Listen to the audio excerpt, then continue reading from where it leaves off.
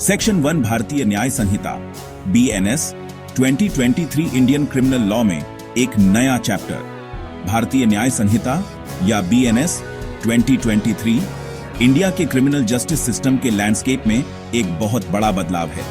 यह नया कानून न केवल कानूनी प्रक्रियाओं को सरल बनाने का प्रयास करता है, बल्कि यह सुनिश्चित करता है कि न्याय प्रणाली अधिक पारदर्शी और सुलभ हो। यह कॉलोनियल टाइम के इंडियन पीनल कोड 1860 को रिप्लेस करने के लिए बनाया गया है, जो ब्रिटिश शासन के समय से चला आ रहा था और अब समय की मांग के अनुसार अप्रासंगिक हो गया है। BNS का मकसद है देश के पीनल लॉज को मॉडर्नाइज करना, सिंप्लीफाई करना और आज के समाज की वैल्यूज और टेक्नोलॉजिकल एडवांसमेंट्स के साथ अलाइन करना। यह कानून न केवल अपराधियों को सजा देने पर केंद्रित है, बल्कि समाज में न्याय की भावना को भी बढ़ावा देता है। इसका इंट्रोडक्शन लीगल फ्रेमवर्क को डिकॉलोनाइज करने की एक डेडिकेटेड कोशिश है और एक ऐसा सिस्टम बनाने की कोशिश है जो ज्यादा सिटीजन सेंट्रिक हो, एफिशिएंट हो और सिर्फ सजा देने के बजाय जस्टिस देने पर ज्यादा फोकस करे। यह कानून नागरिकों के अधिकारों की रक्षा करने और उन्हें न्याय दिलाने के लिए प्रतिबद्ध है। BNS एक्ट की इंपॉर्टेंस को हम जितना कहें कम है, क्योंकि ये क्राइम, कौन दोषी है और गैर कानूनी कामों पर स्टेट के एक्शन जैसी बुनियादी बातों को छूता है, जिससे हर नागरिक और देश में ओवरऑल रूल ऑफ लॉ पर असर पड़ता है। यह कानून न केवल अपराधियों को दंडित करने के लिए है, बल्कि समाज में न्याय और शांति बनाए रखने के लिए भी है। इसके प्रोविजंस को समझना legal practitioners, law enforcement agencies और आम जनता सबके लिए बहुत जरूरी है। यह कानून सभी के लिए एक समान न्याय सुनिश्चित करने का प्रयास करता है और समाज में कानून के शासन को मजबूत करता है। BNS जैसे किसी भी नए कॉम्प्रिहेंसिव कानून के शुरुआती सेक्शंस अक्सर बुनियादी होते हैं, जो आगे आने वाले ज्यादा स्पेसिफिक प्रोविजंस के लिए ग्राउंडवर्क तैयार करते हैं। ये सेक्शंस कानून की नींव रखते हैं। ये इंट्रोडक्टरी सेक्शंस आमतौर पर एक्ट के टाइटल, उसके उद्देश्य और दायरे को स्पष्ट करते हैं, उसके शुरू होने की डेट और लागू होने की तारीख को निर्दिष्ट करते हैं, पूरे इंडिया में उसकी एप्लीकेबिलिटी कितनी है और किस हद तक यह कानून प्रभावी होगा, और पूरे कानून में इस्तेमाल होने वाले की टर्म्स के डेफिनेशंस के बारे में बताते हैं। ये डेफिनेशंस सुनिश्चित करते हैं कि सभी लोग एक ही पृष्ठ पर हों।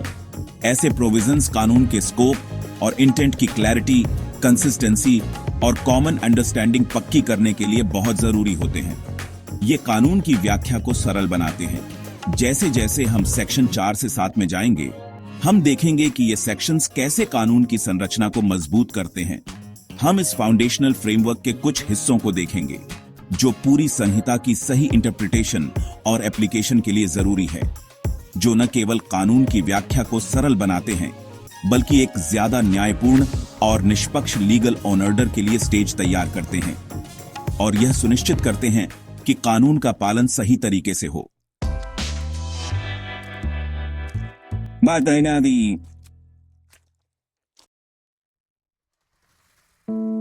अब हम बात करेंगे the principle of accident in lawful acts की, जो कानून में एक महत्वपूर्ण सिद्धांत है।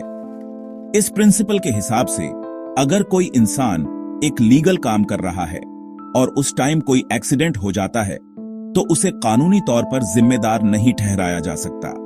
यह प्रिंसिपल यह मानता है कि एक्सीडेंट्स तो अचानक होते हैं और अगर उस इंसान ने सारी सावधानी बरती है तो उसे दोषी नहीं माना जाएगा, क्योंकि उसने अपनी तरफ से पूरी कोशिश की थी। अब हम द डॉक्ट्रिन ऑफ नेसेसिटी के बारे में जानेंगे। यह प्रिंसिपल कहता है कि अगर किसी इमरजेंसी सिचुएशन में कोई काम किया जाता है, तो वो काम कानूनी तौर पर सही माना जाएगा, भले ही वो नॉर्मल हालातों में गैर कानूनी हो। इस प्रिंसिपल का उद्देश्य यह सुनिश्चित करना है कि आपातकालीन परिस्थितियों में सही निर्णय लिए जा सकें। मिसाल के तौर पर, अगर कोई इंसान अपनी जान बचाने के लिए किसी दूसरे की प्रॉपर्टी इस्तेमाल करता है, तो उसे क्राइम नहीं माना जाएगा। यह सिद्धांत यह भी सुनिश्चित करता है कि आपातकाल में किए गए कार्यों को उचित ठहराया जा सके। आखिर में यह समझना इंपॉर्टेंट है कि कानून के ये प्रिंसिपल्स हमारे जस्टिस सिस्टम को ज्यादा फेयर और प्रैक्टिकल बनाते हैं। ये प्रिंसिपल्स पक्का करते हैं कि हर केस में इंसाफ हो और हर सिचुएशन का ध्यान रखा जाए। यह न्याय प्रणाली को अधिक लचीला और मानवीय बनाता है। थैंक यू, और उम्मीद है कि आपको इस इंफॉर्मेशन से फायदा हुआ होगा। इस जानकारी को अपने दोस्तों और परिवार के साथ साझा करें।